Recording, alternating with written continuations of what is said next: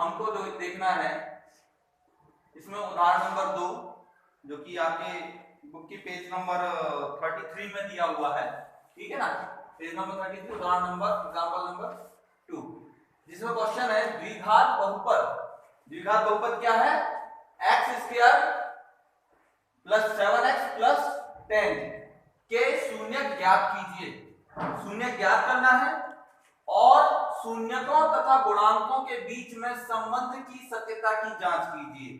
जो हमने शून्य निकाला है, ठीक है, और जो गुणांक है उनके बीच संबंध क्या ये सही है कि नहीं है, इसकी सत्यता की हमको जांच करना है। तो हम सबसे पहले इसके क्या निकालेंगे? शून्य निकालेंगे, ठीक है। अब द्विघात समीकरण के लिए जैसा कि हम लोग जो है पिछली क्लास में हमने पढ़ा है कि जो समीकरण है x square 7x plus 10 equal 0, x square धन 7x धन 10 बराबर 0। क्योंकि शून्य ज्ञात करना है इसलिए हमने इस द्विघात समीकरण का बराबर क्या लिख दिया, तो इसके बराबर शून्य, ठीक है। मतलब x का वो मान जिस इस समीकरण में रखने पर पूरी वैल्यू क्या हो जाए, शून्य हो जाए, उसे हम शून्य कहते हैं। x की वो वैल्यू जिसको यहां पर हम रख दें x की जगह पर, तो ये टोटल जो द्विघात समीकरण का मान आएगा वो क्या आएगा, शून्य आएगा, ठीक है। अब ये थोड़ा सा मैंने आपको जो पिछली कक्षा में बताया था कि ये जो बीच वाला पद होता है जो है bx के रूप में जो होता है, एक मानक समीकरण में बताया था, इस मध्य वाले पद को ऐसा तोड़ो कि ये जो प्रथम पद और अचर पद इन दोनों के गुणा करने के बराबर आए और जोड़ने पर 7 आए। समझना, यहां पर x स्क्वायर कुछ नहीं दिया हुआ, मतलब गुणांक क्या है, 1 है।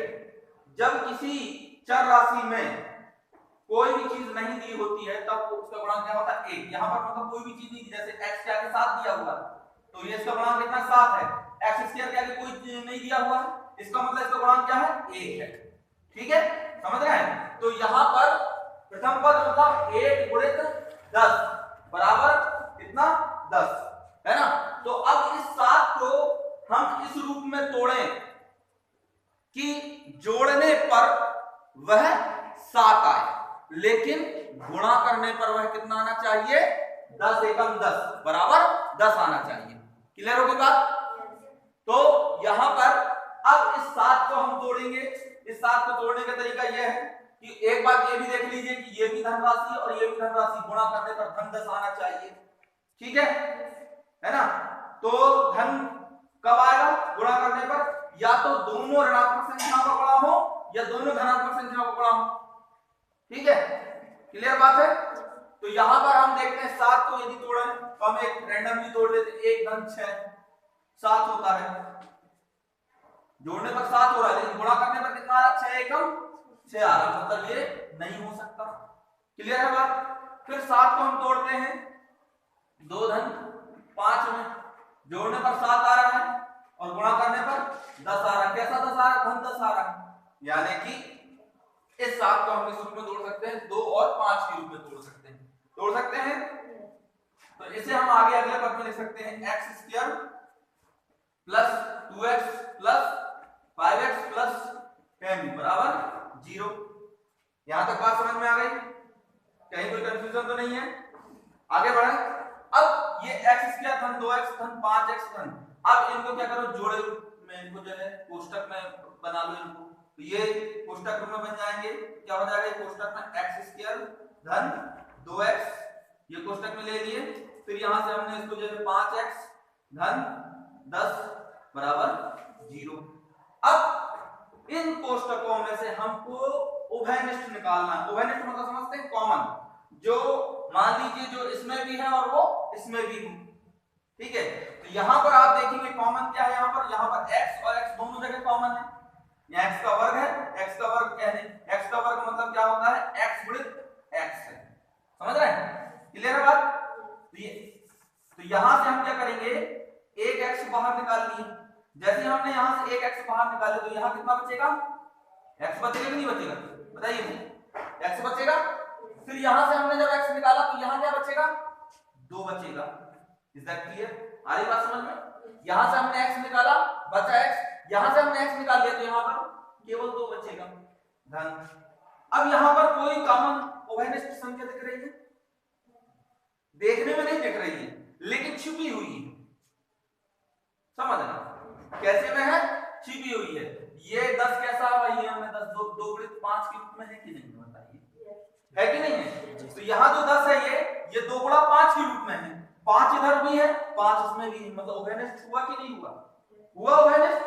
तो अब हम यहाँ से क्या करेंगे कि यहाँ से हमने 5 को कॉमन को बाहर निकाल दिया, x नहीं निकाल सकते, x इधर है लेकिन इधर नहीं, इसलिए x नहीं निकलेगा, बिल्कुल इस बात का ध्यान रखना।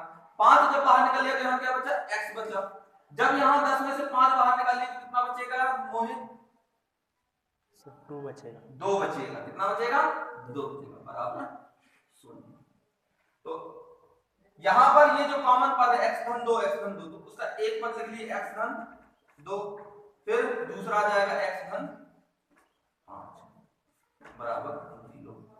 ये बात समझ में आ गई, कैसे इसको तोड़ते हैं द्विघात समीकरण को, समझ गए, समझ गए कि नहीं भाई। चलिए अब इसको आगे देखते हैं, हम शून्य के रूप में निकालेंगे। तो अब हम इसको देख लेते हैं, ये 2 पद में है तो x धन 2 बराबर 0, x बराबर क्या आ जाएगा, धन 2 है तो उस तरफ ले जाएंगे, इसको पक्षांतर करके दिया जाएगा ऋण 2, x की वैल्यू क्या गई है, ऋण 2, मतलब एक शून्य हमारा निकल गया। अब दूसरा शून्य x धन 5 बराबर 0, x बराबर क्या आ जाएगा, धन 5 को हम पक्षांतर करेंगे तो धन पक्षांतर करते हैं तो चिन्ह क्या होते हैं, बदल जाते हैं, ठीक है। तो धन 5 का हम उस तरफ ले जाएंगे तो क्या हो जाएगा, ये ऋण 5। हमारे पास कितने शून्य निकल गए, 2 शून्य निकल गए। इसी भाई द्विघात समीकरण का अधिकतम 2 शून्य ही हो सकते हैं, ठीक है।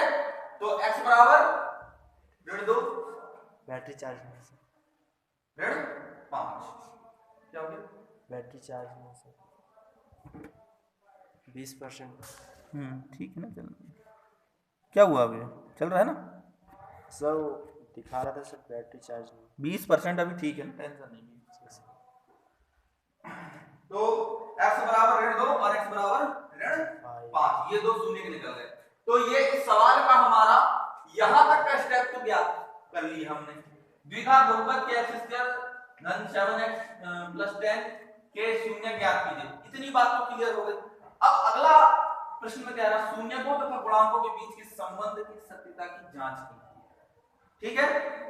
संबंध की सत्यता की हम जांच कर लेते हैं। संबंध की सत्यता की जांच करने के लिए हमको क्या करना पड़ेगा कि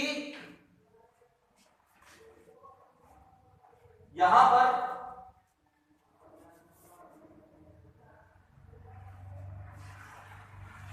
द्विघात समीकरण जो है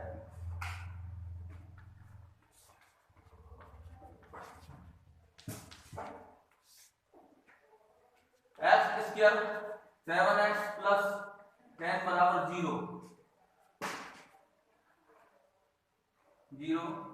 ax स्क्वायर धन bx धन c बराबर 0 के रूप में है, ठीक है। तो द्विघात समीकरण किस रूप में है, x स्क्वायर धन 7x धन 10 बराबर 0 किस रूप में है, ax स्क्वायर धन bx धन c बराबर 0 के रूप में है। जहां अब हम इन दोनों की तुलना करेंगे, ax स्क्वायर और x स्क्वायर, a बराबर क्या आ जाएगा हमारा, यहाँ पर 1 आ जाएगा, bx बराबर 7x, तो b बराबर क्या आ जाएगा, धन 7। सामने का चिन्ह भी देख लेना, धन का चिन्ह नहीं लिखते हैं, ऋणात्मक का चिन्ह जरूर लिख लेते हैं। c बराबर क्या आ जाएगा, 10 आ जाएगा, ये वैल्यू आ गई, ठीक है, क्लियर हो गई बात। अब हमने शून्यकों को हमको ज्ञात करना है ना, शून्यकों का योग, शून्यकों का योग,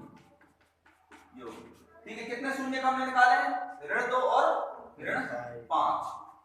यहां पर हम देखते हैं ऋण 2 धन ऋण 5, ठीक है। कितना हो जाएगा ये, ऋण 2 कोष्टक से बाहर निकालेंगे तो धन ऋण का ऋण 5 बराबर, ऋण और ऋण है तो आपस में क्या होंगे, जुड़ेंगे, 5 और 2 7 और ऋणात्मक चिन्ह ऋण 7। तो शून्यकों का योग कितना आ रहा है, ऋण 7। अब हम इस सूत्र के अनुसार भी निकाल के देख लें कि क्या वास्तव में ऋण 7 आ रहा है कि नहीं आ रहा है, ठीक है। शून्यकों का योग का हमने क्या सूत्र बताया था, शून्यकों का योग ठीक है, बराबर माइनस एक्स का गुणांक, ठीक है, बटे एक्स स्क्वायर का गुणांक।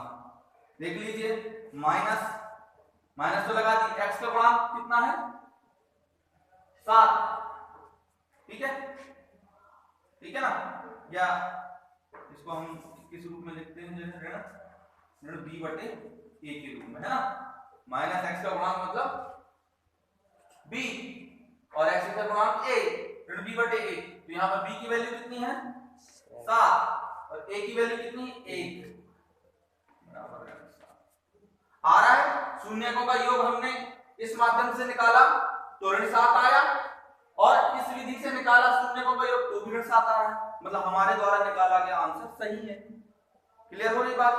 अब हम इसी तरह से शून्यकों का गुणनफल भी देख लेते हैं, ठीक है, शून्यकों का गुणनफल बराबर ऋण 2 गुणित ऋण 5। ऋण और ऋण गुणा होगा तो मैंने आपको बताया था क्या हो जाएंगे, धन में तब्दील हो जाएंगे, और 5 दूनी 10, ये क्या हो गया धन 10 हो जाएगा, ठीक है। अब हम जो है इस विधि से देखते हैं कि शून्यकों का गुणनफल कितना आता है।